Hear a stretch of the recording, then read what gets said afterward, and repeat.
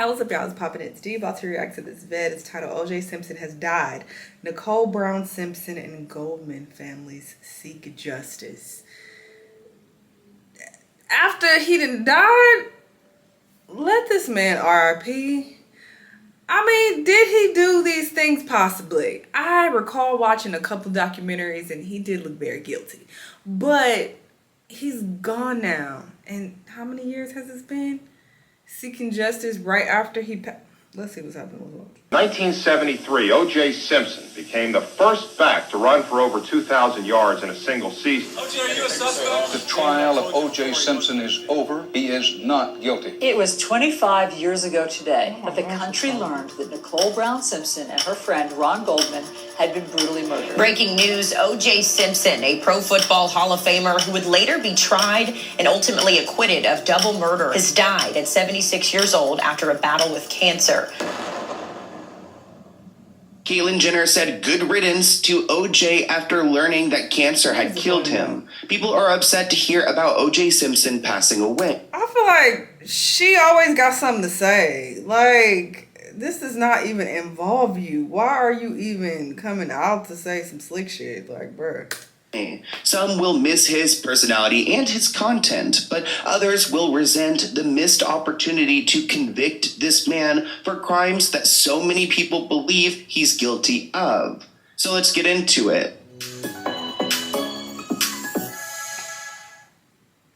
If you aren't subscribed to the Let's Play, the age of 76 due to cancer, which honestly, I did not see this coming. I mean, we talked about O.J. Simpson recently on my podcast channel, Let's Get Into It, and we talked about how he was accused of killing his ex-wife, Nicole Brown. And while that's another story for us to get into, and we have gotten into it on the Let's Get Into It podcast, I want to talk about his passing, because I didn't know he was ill with cancer.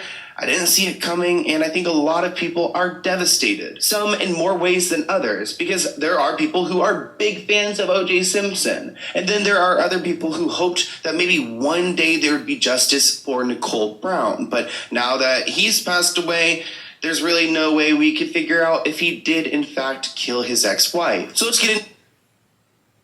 I don't think we would have figured that out anyway. I don't think he would have ever came out and said, actually, y'all, I did do it. After all these years, I'm about to finally confess. I don't think that would have taken place either way. Into the details, on April 10th is when O.J. Orenthal? I like that name. Orenthal?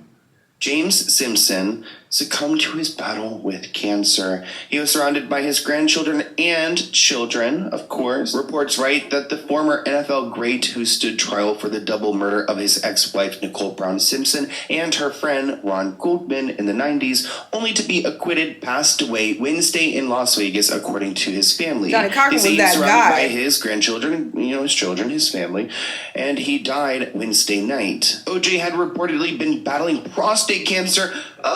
Prostate cancer sounds so terrible. I mean, all cancer sounds terrible, but in recent years, and his health took a turn for the worse as of late, with him landing in hospice care within the past few months. Oh no. What about O.J.'s cancer diagnosis first week around in February when a local outlet reported it, although details were hazy, as was O.J.'s response to the news at the time when he denied he was in hospice but didn't address the cancer reports. Buffalo Bills Hall of Fame running back O.J. Simpson, who was acquitted of the 1994 slayings of his ex-wife and her friend. Why do y'all have to mention that in talking about this man? I feel like that has become a part of his legacy, which is wild. Because what if he really didn't do it? Like, that's wild. When you die, that's the first thing they talking about? The fuck? They talk about that before they even tell us how he died from cancer. It's like, oh, him who was acquitted of murdering his ex-wife and her friend. That is so trifling.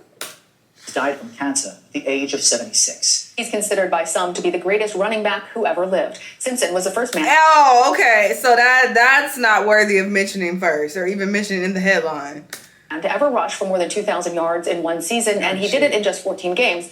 Of course, he's largely remembered for that high-profile murder trial for the killings of his ex-wife, Nicole Brown Simpson, and her friend, Ron Goldman. Adding to the mystery was the fact that OJ actually touched on a cancer diagnosis in 2023 in a video he posted on X when he said he had caught some form of cancer, but suggested he had beaten it. In any case, the cancer came back and claimed his life about a year later. Hospice? Hospice? You talking about hospice? No, I'm not in any hospice. I don't know who put that out there, but whoever put that out there, I guess it's like the Donald say, can't trust the media. This report claims that OJ had been looking frail in the lead up to his passing, including during an outing in January when he was spotted using a cane. The last time that OJ posted a video of himself, he was talking about the Super Bowl, where he said he was rooting for his former team, the San Francisco 49ers. He seemed to be in good spirits in that video, and he was seated in his backyard of his home. Hey, Twitter world, it's me, yours truly. Sorry, I kind of lost my voice. I've gone out the last few nights over the holiday, and I just talked to a lot of guys. Everybody comes up, they want to talk football or something. It goes without saying that OJ's life was momentous for a variety of reasons, lots of good and bad, especially in his post-football years. Before that, though, he was a beloved all-American hero on the field. Even after football, he was a bona fide A-lister in Hollywood, acting in tons of movies and in TV shows. Actually, he served as the face and pitchman for Hertz for many years, and that was one of his biggest gigs. Mustang, LTD, or other fine car faster. Of course, all of that goodwill left in the 90s when he was accused of these murders. His death marks the end to a multi-decade saga of crime and intrigue surrounding OJ, which peaked after the brutal slayings of Nicole and Ron in 94. Even before he was apprehended for questioning by police, OJ led cops on a low-speed chase in his Ford Bronco on the LA freeway, a moment that was nationally televised in one of the most dramatic shared experiences in modern American history. The intersection of the 5 and the 91 freeway. One thing we have been noticing, again, is a very slow pursuit, followed by numerous highway patrol vehicles. But because of the intensity, it seems like people have heard about what's going on. Once he was caught, a case started to form with him as the prime suspect. Prosecutors eventually charged him, alleging OJ carried out the ethics to form with him as the prime suspect. Prosecutors eventually charged him, alleging OJ carried out the horrific stabbing deaths of Nicole and Ron at her Brentwood home. OJ hired a dream team of defense lawyers, which was led by the late Johnny Cochran, who also included Robert Kardashian. I wasn't about to say, is that my lawyer? I know my lawyer looked like that. Ain't him. But it was, anyway, it don't matter, because what I'm thinking of, it has nothing to do with me. I'm about to say my friends, but anyway, that ain't him. OJ was acquitted of the murder charges after his lawyer was quoted saying, "If the glove does not fit, then you must acquit." And the jury bought that defense. It makes no sense. It doesn't fit. If it doesn't fit, you must acquit. In 2007, OJ found himself in more trouble because he went to go and recover sports memorabilia that he believed had been stolen from him, but it wasn't. And of course, he had a weapon, which got him in trouble. Once he got out of prison, he ended up settling down in Sin City, where he has lived a private and peaceful life out of the public eye. Although he has been active on social media, Twitter, with opinions on sports, politics, and other topics. And I also have seen him do interviews, like with the Nelk Boys and things like that. Now, of course, we'll never know if OJ had committed these murders or not. I mean, maybe he had told people on his deathbed the truth, which I would be super fascinated to know. Let's look at some of these updates, though. So, at 8:20 a.m., Tom Lang... What? Funny how things change, right? Yeah, Caitlin. Yeah. Oh, people come over receipts. Dead people, good riddance. Oh my gosh. Someone said you're next. Funny how things change, right? Yeah, Caitlin. Yeah. Oh my god, everyone's like... alligator lips. Funny how things change, right? Yeah, Caitlin. You mad because he the real daddy to Chloe? Yeah. Bye, alligator lips. I'm so sick. Same. Oh, you next, bitch. Did you kiss my show card? What?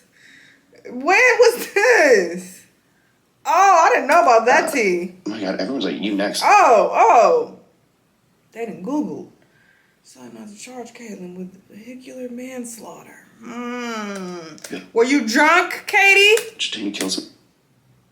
Wow, left one woman dead. Will pay 800 bands to settle a lawsuit. This was in 2015. I didn't know about this. I mean, I don't keep up with this person. Ooh. The fuck? Somebody with your car. Oh my God. Get her. Get her. The Goldman's attorney, David Cook, tells TMZ OJ died without penance, adding that while he may be gone, his multi-million-dollar judgment is not, and the Goldmans are interested in discerning what money and assets he may have left behind that they can collect. David Cook, the attorney, goes on to say that they'll be exploring their new options now that OJ is dead, including figuring out whether he left behind a fund with his estate that they can pounce on. Because he owes the victim's family money. He does. Either way, this is a really interesting death because of the after effect. I mean, there could be new lawsuits, there could be new battles, there could be new information uncovered that may show that I mean, if he committed those crimes, does that mean he's in hell? Like, if okay. Now, Sloan. It just seems very money driven. I mean, obviously, but sure, if you feel like money will help you feel better about your loved one passing, I can't say how anybody should feel after their loved one passes. So there's that. But yeah, I mean, he does seem very guilty, but I don't remember all of the details, even though I watched a couple documentaries about this, but it was years ago, so I don't have all these things fresh in my memory at all. But I do recall feeling like he probably did it, but we don't know for sure, because I do recall that the cops were trying to frame him, which is wild, because it's like, if y'all knew he did it for sure, why were you trying to like frame him and throw this extra shit into evidence? Like, they bought those gloves to like plant on him, so they were, you know, definitely involved in some shady shit. And there were like recordings of them, I think, talking about framing him, something like that. I don't remember all the details, but I definitely recall there was some foul play that took place, which is why he ended up getting off, because they was doing too much. So there's that. But, you know, maybe he did it, maybe he didn't. But he's gone now. So I don't know what else to say. RIP. Y'all let me know what y'all think. Let me know what other videos you want to watch, and I'll see y'all next time. Bye.